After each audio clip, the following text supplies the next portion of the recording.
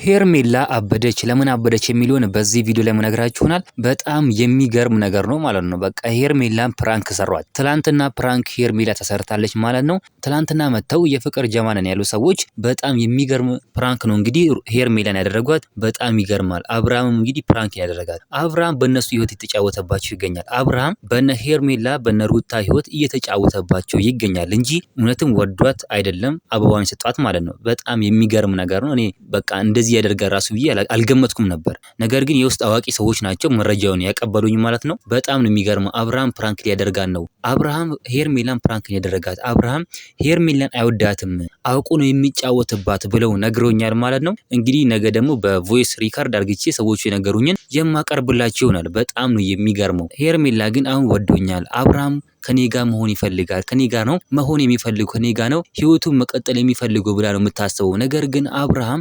እየተጫወተባት ነው፣ ሴራ እየሰራባት፣ ተንኮል እየሰራባት ይገኛል ሲሉ ነግሮኛል ማለት ነው። እውነት ለመናገር ከሆነ በጣም በቃ ሄርሜላ ይሄንን ነገር ስትሰማ በጣም ነው የደነገጠችው። በጣም ነው በራሷን በአብርሃምም በቃ የተናደደችው ማለት ነው። እንዲህ ነው ይሄንን ማምነው፣ እንዲህ ነው ማመን የምችለው አብርሃምን። አንዴ ወድሻለሁ ይለኛል፣ አንዴ ደግሞ ነገር ይሆናል። በቃ እኔ አብርሃምን ማመን አልቻልኩም ስትል ሄርሜላ ተናግራለች።